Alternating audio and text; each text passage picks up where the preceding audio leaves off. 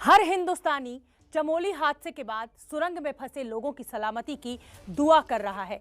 ये उसी सुरंग का एनिमेशन है, आप देख सकते हैं मेरे पीछे, जिनके सामने मैं मौजूद हूं और इसी सुरंग में रेस्क्यू ऑपरेशन चलाया जा रहा है।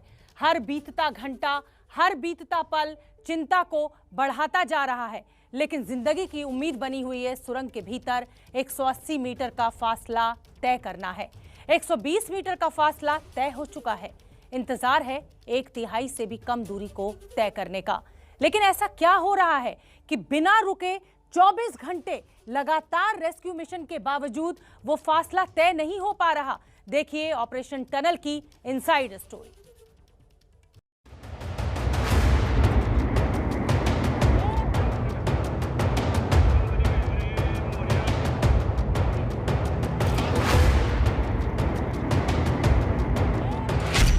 रविवार की सुबह 350 किलोमीटर प्रति घंटे की रफ्तार से तबाही के सैलाब ने दस्तक दी।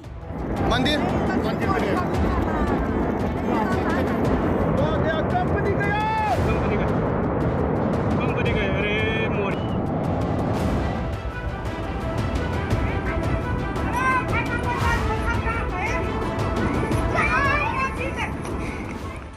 ये सैलाब सितम बनकर बरसा उस सुरंग पर जहां 30 से ज्यादा मजदूर एनटीपीसी के पावर प्रोजेक्ट के लिए काम कर रहे थे।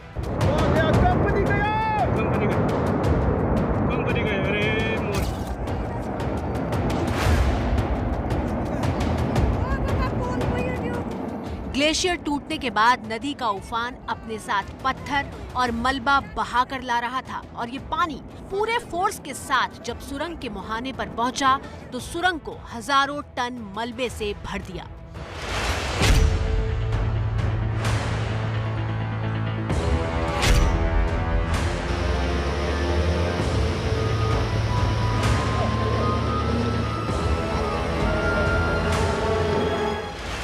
इसके बाद शुरू हुआ सुरंग में सबसे बड़ा सर्च ऑपरेशन।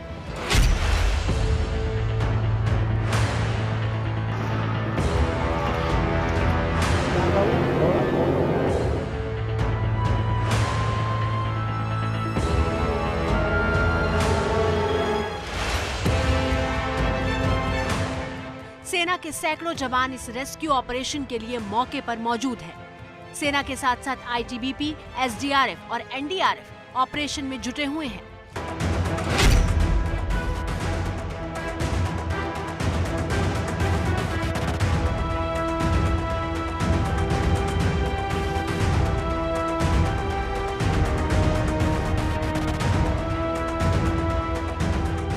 इंसान और मशीन दोनों मिलकर सुरंग में भरी इस गाद से जंग लड़ रहे हैं।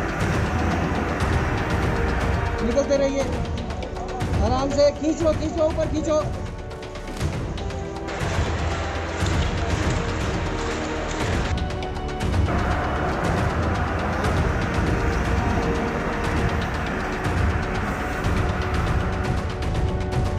सुरंग के भीतर भरा ये मलबा डरा रहा है, लेकिन हम बार बार कह रहे हैं कि फंसे हुए लोगों के सलामत रहने की उम्मीद बनी हुई है।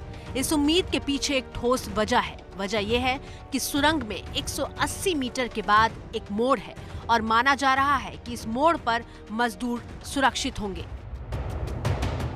एबीपी न्यूज संवाददाता रक्षित सिंह ने कैप्टन हेमंत कुमार से नक्शे पर इस पूरी स्थिति को समझने की कोशिश की है। जी, जैसा आप ये देख रहे हैं, आपने सही बताया कि हमारी जो एसएफटीज हैं, यहाँ से इनलेट है यहाँ पर, और हम जो है अपना मेन एफर्ट ये इनलेट एडिट के ऊपर फोकस कर रहे हैं, जो कि अभी जिसके ऊपर पूरा स्लज भरा हुआ था।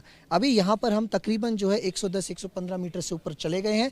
बाकी हमको आगे विजिबिलिटी भी और है, और हमको जो है 180 मीटर तक पहुँचना है, जहाँ से एक एस्केप टनल और जा रहा था और जहाँ पर जो है लोग इस समय काम कर रहे थे। हमारी पूरी उम्मीद है कि यहाँ पर जो लोग हैं वो सेफ होंगे, जिनको कि हम टाइम से निकालने की कोशिश कर रहे हैं। अब आप इसे एनिमेशन के जरिए समझिए।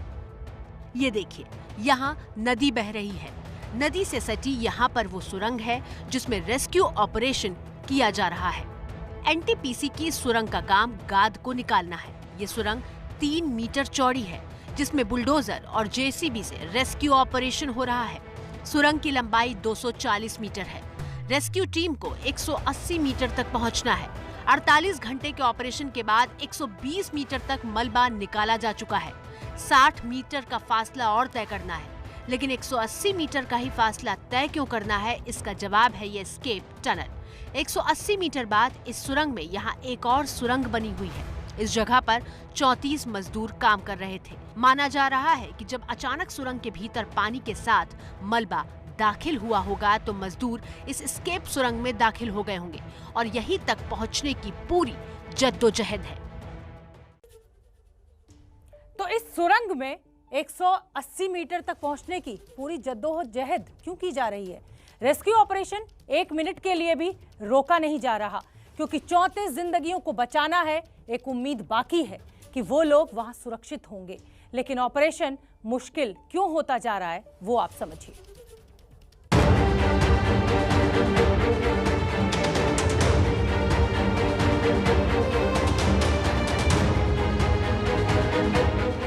लेकिन गुजरते वक्त के साथ ये ऑपरेशन बेहद मुश्किल होता जा रहा है। मुश्किल इसलिए क्योंकि कल तक 1 घंटे में सुरंग के भीतर 5 मीटर तक मलबा साफ किया जा रहा था, लेकिन अब इसकी रफ्तार आधी हो चुकी है। अब 1 घंटे में सुरंग से मलबा निकालने की रफ्तार 2.5 मीटर रह गई है, यानी 1 घंटे में 2.5 मीटर ही आगे बढ़ पा रही है रेस्क्यू टीम। लेकिन अंदर बढ़ने पर सुरंग से मलबा हटाने की रफ्तार आधी क्यों हो गई, ये समझा रहे हैं मौके पर मौजूद एबीपी न्यूज संवाददाता रक्षित सिंह। तस्वीरें आप देख सकते हैं कि एक मशीन के जरिए जो मलबा है, जो स्लरी है, जो स्लज है, वो यहाँ से निकाला जा रहा है। और शुरुआत में जो रफ्तार थी, क्योंकि मशीन को ज़्यादा अंदर तक नहीं जाना पड़ता था, तो प्रति घंटा लगभग 5 मीटर जो है वो टनल खाली होती जा रही थी। लेकिन अब जैसे जैसे समय बीत रहा है और 120 मीटर के आसपास जो है ये टनल अंदर से खाली करवा ली गई है। लेकिन क्योंकि अब दूरी बढ़ती जा रही है, 120 मीटर अंदर जाना पड़ता है इतनी भारी भरकम मशीन को, और फिर वहाँ से स्लरी और स्लज लेके आना पड़ता है, तो इसके चलते जो अब टाइम है वो घटकर 2.5 मीटर का रह गया। चुनौती सिर्फ मलबा ही नहीं है, बल्कि सुरंग के भीतर जमा हो रहा पानी भी है। एनटीपीसी के इस पावर प्रोजेक्ट की सुरंग में जब सामान्य दिनों में खुदाई का काम चल रहा था, तो हर रोज 2 बड़े पंपिंग सेट के जरिए लगभग 3000 लीटर पानी बाहर निकाला जाता था। ये वो पानी है जो पहाड़ों से रिसता है। पहाड़ों से पानी तो रिस रहा होगा, लेकिन पंपिंग सेट अब बंद है, यानी 3000 लीटर पानी हर रोज सुरंग में भर रहा है। और रविवार, सोमवार और मंगलवार 3 दिन की बात की जाए तो मलबे के साथ सुरंग में 9000 लीटर पानी भी मौजूद होगा। अभी तक स्टेटस वही है, थोड़ा और आगे बढ़े हैं, अभी टनल खुली नहीं है। कुल डेड बॉडीज रिकवर्ड 26 हो चुकी हैं। आगे अभी काम जारी है। आज हमें उम्मीद है दोपहर तक टनल खुल जाना चाहिए। आज देश के गृह मंत्री अमित शाह ने भी भरोसा दिलाया कि सरकार राहत और बचाव कार्य के लिए सभी संभव उपायों पर काम कर रही है। एनडीआरएफ की 5 टीमें घटनास्थल पर पहुंच चुकी है और राहत और बचाव अभियान में लगी हुई है। आर्मी की 8 टीमें, जिसमें एक इंजीनियरिंग टास्क फोर्स भी शामिल है, घटनास्थल पर बचाव कार्य कर रहा है। एक मेडिकल कॉलम और 2 एम्बुलेंस भी घटनास्थल पर तैनात है। नेवी की एक गोताखोर टीम भी घटनास्थल पर तैनात की गई है। एयरफोर्स के 5 हेलीकॉप्टरों को भी इस कार्य में लगाया गया है। जोशीमठ में भी प्रशासन द्वारा एक कंट्रोल रूम स्थापित किया गया है। सरकार हर तरह से कोशिश में जुटी है कि नुकसान कम से कम हो और जिंदगियों को सही सलामत बचा लिया जाए। लेकिन जिनके अपने इस सुरंग के घने अंधेरे में खोए हुए हैं, उनकी चिंता में उनका दिल बैठा जा रहा है। वो नाराज हो रहे हैं, शिकायत कर रहे हैं। हमको कुछ नहीं चाहिए, हमने बोला हमको कुछ नहीं चाहिए, लेकिन नई टेक्नोलॉजी जो भी है सरकार के पास जितना जल्दी हो सकते है वो नई कुछ मशीन चाहे डिवाइड पंप है, स्लश पंप है, जो भी है वो लगवा करके इसको जल्दी से जल्दी खाली करवाने के लिए हम बोले। अब तो हमारी जो हमने उम्मीद बांधी थी वो भी टूट गई है। किसी अनहोनी की आशंका से परिवार का सब्र जवाब दे रहा है। वो टकटकी लगाए पिछले 2 रातों से इस सुरंग के बाहर बैठे हैं कि कब उनकी सलामती की खबर आएगी। कि मेरा बेटा यहाँ पे काम करता था, जो कि 10 बजे से टनल के अंदर ही है और अभी कोई पता नहीं चला है। किसी तरीके से कुछ संपर्क हो पा रहा है या फिर कुछ नहीं हो पा रहा है। क्या कह रहे हैं अधिकारी? अधिकारी जी कह रहे हैं कि काम चल रहा है, लेकिन अभी कोई पता नहीं है। रेस्क्यू ऑपरेशन के दौरान एक खबर ये भी सामने आई कि सुरंग के भीतर एक स्कॉर्पियो, एक बोलेरो और एक जेसीबी मौजूद है। माना जा रहा है कि इन गाड़ियों में लोग रहे होंगे। सुरंग में एक निजी कंपनी के बड़े अधिकारी के भी फंसे होने की खबर है। एनटीपीसी के तपोवन प्लांट पर जो सूत्रों से जानकारी मिली है कि जो टनल के अंदर 30 से ज़्यादा लोग फंसे हुए हैं, वहां पर एक स्कॉर्पियो मौजूद है, इसके अलावा एक बोलेरो मौजूद है और वहीं एक्सकवेशन के काम के लिए एक जेसीबी लगी हुई थी। तो ऐसे में अब उम्मीद जताई जा रही है कि इन 3 वाहनों पर सभी जो 30 से ज़्यादा लोग हैं वो शामिल उन वाहनों पर होंगे और जीवन उनका सुरक्षित हो सकता है। सुरंग में 34 लोगों की तलाश के लिए सबसे बड़ा सर्च ऑपरेशन चलाया जा रहा है। ये वो 34 लोग हैं जो अपने परिवार का पेट भरने के लिए अपने राज्य, अपने शहरों से दूर उत्तराखंड के प्रोजेक्ट्स में काम कर रहे थे। ग्लेशियर तो उत्तराखंड के चमोली में फटा था, लेकिन उसका असर उत्तर प्रदेश से लेकर बिहार और मध्य प्रदेश तक हुआ है।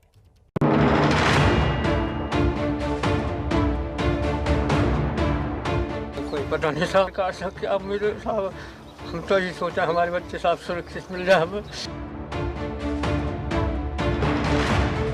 घर के लोग पूरा परेशान है, पूरा गांव परेशान है। बस मुझे पता चला तो बस मैं भागी फिर रही रात से।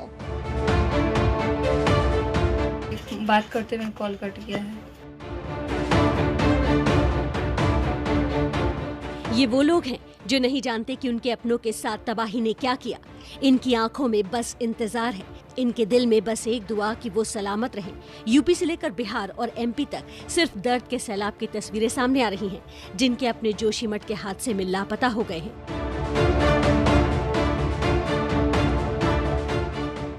उत्तराखंड के पड़ोसी राज्य यूपी के अमरोहा से आई इन तस्वीरों को देखिए। बूढ़े पिता की आंखों के आंसू बता रहे हैं कि बेटे से बिछड़ने का गम क्या होता है। जोशीमठ में आई आपदा में अमरोहा के सोहंत गढ़ी गांव के मजदूर रोहित महिपाल, कावेंद्र, थान सिंह और सनी दत्त लापता हो गए हैं। 5 में से 4 मजदूर एक ही परिवार के हैं।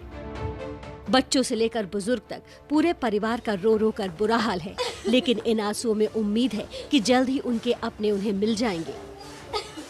बात आपकी आखिरी बात कब हुई? मेरी बात तो कल मेरे भतीजे, मैं वहीं खड़ा था, मेरे भतीजे से मुझसे फ़ोन नंबर मांगा, फ़ोन से बात हुई उसकी लगभग 8:30 बजे सुबह को। अच्छा, हाँ। अब आपको पता है कैसा है लड़का? मुझे कोई पता नहीं सरकार से क्या मेरे साहब, हम तो ये सोचा हमारे बच्चे साहब सुरक्षित मिल जाए हमें। लापता हुए इन युवकों ने 1-2 दिन में परिवार के पास आने की बात कही थी।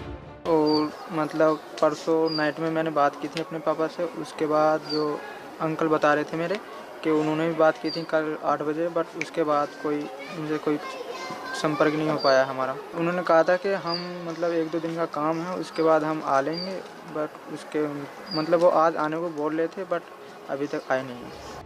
ऐसी ही तस्वीरें अमरोहा से 100 किलोमीटर दूर मेरठ जिले से आई हैं। मेरठ का रहने वाला युवक प्रदीप भी घटना के बाद से लापता है और मां आशा नम आंखों से अपने बेटे के इंतजार में डूबी है। ये तो फिर मुझे पता नहीं, उन्होंने किसी ने मुझे बताया नहीं, पर ये बताया कि वहाँ पे बाढ़ आ गई है कि बहुत तगड़ी। कब बात हुई थी लास्ट टाइम? मेरी बात नहीं हुई उनसे बिल्कुल भी। तो आपने किसी से कांटेक्ट करने की कोशिश की है? मैंने किसी से भी नहीं की है, बस मुझे पता चला तो बस मैं भागी फिर रही रात से। लापता प्रदीप समेत 4 लोग 4 फरवरी को टावर लगाने के काम से तपोवन गए थे। इन चारों को काम पर भेजने वाले ठेकेदार सौरभ के मुताबिक अभी तक इनके बारे में कोई जानकारी नहीं मिल पाई है। घटना मेरे बंदे इलेक्ट्रिकल का काम करने गए थे, तो उनसे मेरा अभी तक संपर्क नहीं हो पाया। कल से 9:58 पे मेरा लास्ट हुआ था, उसके बाद मेरा संपर्क नहीं हो पाया। उन्होंने कुछ मेटल शॉर्ट था, उसके लिए कहा था कि भैया मेटल शॉर्ट है, भेज देना। बस बंदे मिल जाने चाहिए, सरकार से इतना ही रिक्वेस्ट है। अपने पति के लिए रोती बिलखती हुई पत्नी की ये तस्वीरें बिहार के छपरा से आई हैं। छपरा के नाथा सिंह टोला निवासी 47 साल के मुन्ना सिंह तपोवन प्रोजेक्ट में सुपरवाइजर के पद पर तैनात थे। टीवी द्वारा, फोन द्वारा, मोबाइल द्वारा जब देने लगा तो पता चला कि वहीं पे वो उसी जगह काम कर रहे थे। अभी कुछ पता नहीं चला है ना, अभी कुछ पता नहीं चला। घर के लोग परेशान हैं। घर के लोग पूरा परेशान है, पूरा गांव परेशान है। घटना के वक्त मुन्ना सिंह अपनी बेटी से बात कर रहे थे। बात करते करते अचानक से फोन कटा और तब से लेकर अब तक बेटी समेत पूरे परिवार को मुन्ना सिंह का इंतजार है। उनसे बात हो रही थी 10:35 में, बात करते में उनका कब कॉल- बात हुई थी? 10:35 में बात हुई थी। क्या बात हुई थी?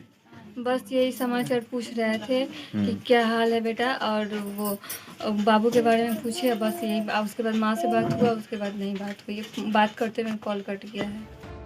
माथे में सिंदूर, गले में मंगलसूत्र और गम में डूबा चेहरा।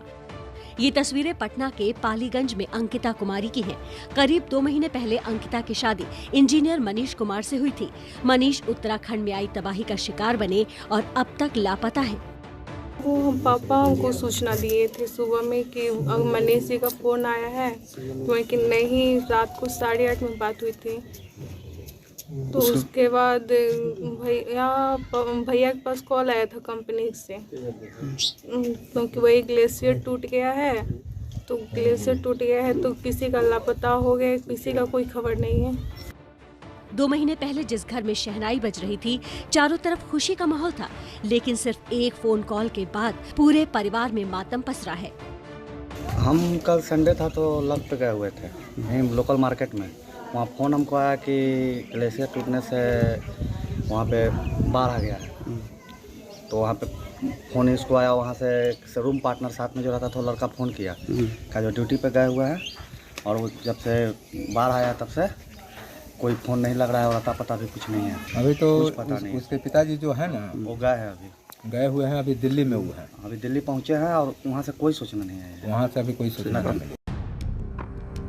उत्तराखंड में हुई त्रासदी की आंच मध्य प्रदेश तक जा पहुंची है। मध्य प्रदेश के शिवपुरी में उत्तराखंड की आपदा कहर बनकर टूटी। शिवपुरी जिले के धमकन और नरवर के रहने वाले 4 युवक उत्तराखंड में रोजगार के लिए गए थे, लेकिन अब तक कोई पता नहीं। ये राजेंद्र सिंह सिकरवार हैं। उत्तराखंड में आई आपदा में राजेंद्र के छोटे भाई भानु सिकरवार का अभी तक कोई पता नहीं चला है।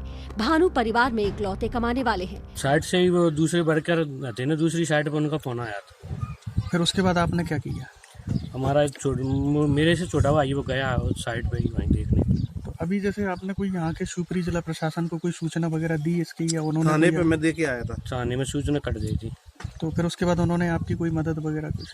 अभी तो कोई मदद नहीं है। अभी जैसे जो लोग वो गए हैं आपके साथ, और एक परिवार और है आपके गांव का, वो लोग भी, उनके परिजन भी गए हैं? साथ में गए, नरवर के भी थे, वो हाँ। साथ में गए। तो वो काय से गए हैं? गाड़ी करके ले गए थे। अच्छा, तो प्रशासन ने कोई मदद नहीं की? इन सब को इंतजार है उस एक खबर का कि आपका भाई, बेटा, पति सलामत है।